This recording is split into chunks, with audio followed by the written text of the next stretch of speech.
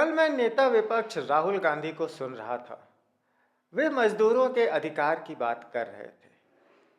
सरकार पर हमला करते हुए कह रहे थे कि अगर हम सब मिलकर सरकार पर दबाव डालेंगे तो जी राम जी सरकार वापस लेकर मनरेगा वापस दे देगी, जैसा कि किसान कानून के साथ हुआ। हर गरीब व्यक्ति को इस योजना ने रोजगार का अधिकार दिया। अब उस कॉन्सेप्ट को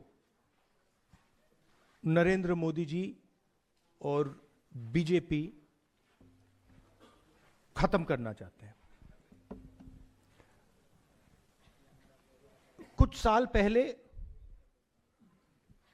उन्होंने किसानों पर आक्रमण किया था,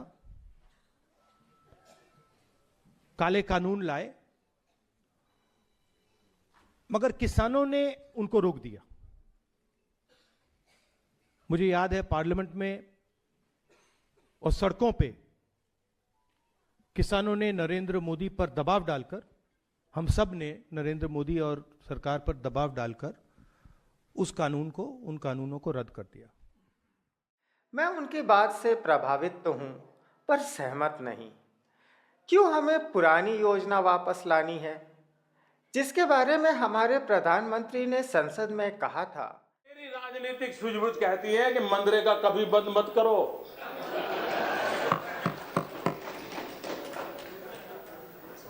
मैं ऐसी गलती नहीं कर सकता हूं, क्योंकि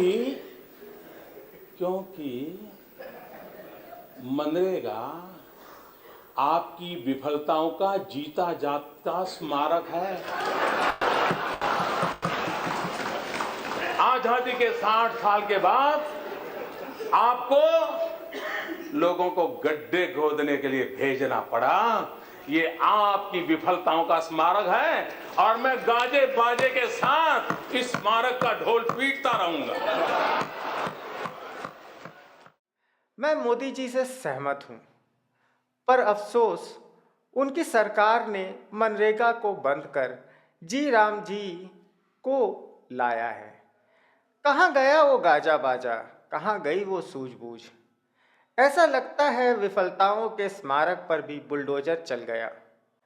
आइए एक नज़र डालते हैं क्या बदलाव आए हैं और क्या हो सकता है। एक अनुमान लगाते हैं।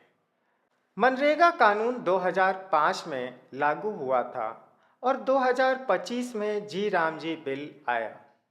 मनरेगा के अंतर्गत कम से कम 100 दिन की मजदूरी की गारंटी थी। इस योजना के अंतर्गत मजदूरी का पूरा खर्चा और सामग्री का 75% केंद्र सरकार उठाती और बाकी राज्य सरकार को उठाना होता। काम मांग आधारित होता। जब मजदूर चाहें काम मांग सकते हैं। सरकार की जिम्मेदारी होगी कि हर मजदूर को कम से कम 100 दिन की मजदूरी दी जाए। साल भर में कभी भी मजदूर काम मांग सकते थे। यह योजना मुख्यतः श्रमिकों के लिए थी, मुख्य रूप से कच्चा काम जैसे गड्ढा खोदना। अब देखते हैं जी राम जी ने क्या बदलाव लाए। अब काम का वादा 100 से बढ़कर 125 दिन का हो गया है, मगर केंद्र अब मात्र 60% और बाकी का 40% राज्य सरकारों को उठाना होगा। काम अब मांग आधारित नहीं होगा, बल्कि योजना आधारित होगा। मतलब बजट और पूर्व निर्धारित लक्ष्यों के अनुसार काम मिलेगा। अब साल भर काम मिलने की कोई गारंटी नहीं है। कम से कम फसल की बुआई और कटाई के 60 दिन मजदूरों को सरकार काम नहीं देगी। इसे एग्रो पॉज का नाम दिया गया है। अब इसका उद्देश्य टिकाऊ बुनियादी ढांचों का निर्माण करना होगा, जैसे पक्की सड़कें, भंडारण और जल संरक्षण। दोनों योजनाओं की अपनी अपनी खूबियां हैं और खामियां भी, पर मेरा उद्देश्य आपको एक सपना दिखाना है। एक अनुमान के अनुसार जितना टैक्स हम भारत के लोग भरते हैं, उसका 40 से 45% हिस्सा केंद्र को जाता है, 50 से 60 राज्य सरकारों के पास और मुश्किल से 1 से 3% पंचायत को सीधा मिलता है। इसे ऐसे समझें तो टैक्स के हर 100 रुपये से 42 रुपये केंद्र, 56 रुपये राज्य और 2 रुपये सीधा पंचायत को मिलता है। केंद्र के पास टैक्स पहुंचने का दो मुख्य जरिया इनकम टैक्स और कॉरपोरेट टैक्स है, और राज्य के पास स्टैम्प ड्यूटी, प्रॉपर्टी टैक्स से लेकर एक्साइज ड्यूटी और मोटर व्हीकल टैक्स है। बेचारी म्यूनसिपैलिटी के पास स्ट्रीट लाइट लगाने या पार्किंग से मिला चंदा ही पहुंचता है। अब होता क्या है, केंद्र सरकार कोई कल्याणकारी योजना बनाती है तो उसके लिए फंड देती है। योजना और राशि राज्य कार्यपालिका तक पहुंचती है। उसके बाद राज्य अपनी योजना के अनुसार पैसे पंचायत को देते हैं, जिसमें सरपंच जी की गृहस्थी भी ठीक से नहीं चल पा रही। इधर जो जितने ऊंचे पद पर है मलाई चाट रहा है। भले मोदी जी कहते हैं ना खाऊंगा ना खाने दूंगा, फिर भी भाजपा के पास 1000 करोड़ का खजाना कहां से आ गया। छोटे मोटे प्रतिनिधि भी बड़े मौज में हैं। इंदौर से विधायक जी को देख लीजिए, कैसे बात करते हैं। खैर, ये तो रही वो बातें जो अनुभव दिखा रहा है। अब आते हैं अनुमान पर। एक आदर्श समाज की कल्पना करते हैं। मान लेते हैं इस आदर्श समाज में 1000 लोग रहते हैं। इनमें से कुछ बच्चे होंगे, कुछ जवान और कुछ बूढ़े।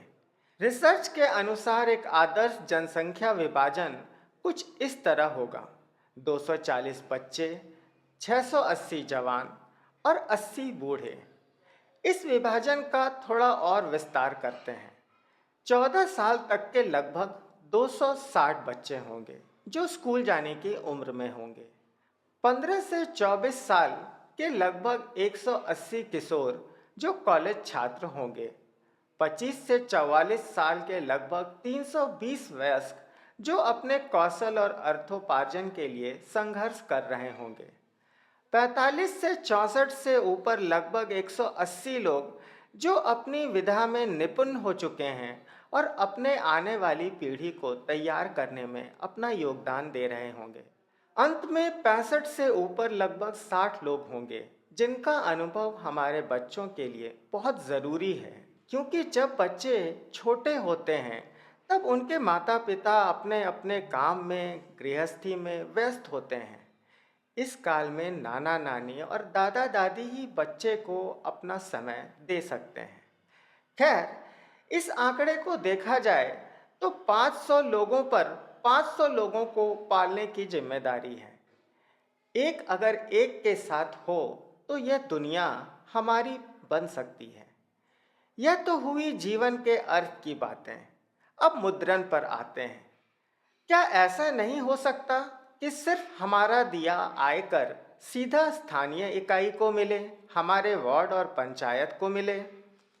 अकेला इनकम टैक्स ही सारे टैक्सों का 22% होता है।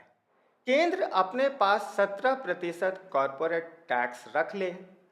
ऐसा करने से स्थानीय इकाई के पास पैसे सीधे पहुंचेंगे और इसका पता भी चल पाएगा कि धनराशि कितनी है। स्थानीय स्तर पर एक छोटी विधायिका का गठन हो जिसके सदस्य वहां के एमपी, एमएलए, सरपंच, मेयर, पार्षद से लेकर विभिन्न सामाजिक संगठनों के चुने हुए प्रतिनिधि भी हों। इसी इकाई का नाम मैंने पब्लिक पालिका रखा है। यहाँ केंद्र सरकार और राज्य सरकार की योजनाओं के आलोक में स्थानीय इकाई जनहित के कामों का संचालन करवाएगी। जैसे अब हमारे पास एक इंदौर पालिका होगी जो वहाँ की नगर निगम को सीधा पैसा देने में सक्षम होगी। साथ ही जिम्मेदारी का निर्धारण करना आसान होगा। ऐसी ही एक इकाई राज्य स्तर और केंद्र स्तर पर भी होगी जो स्थानीय स्तर पर हो रही कमी की आपूर्ति करेगी।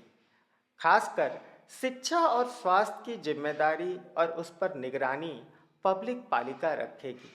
हम सब इसके सदस्य होंगे। मैंने विस्तार से इस मॉडल पर एक मैनिफेस्टो भी लिखा है। आगे भी इस पर चर्चा करता रहूँगा।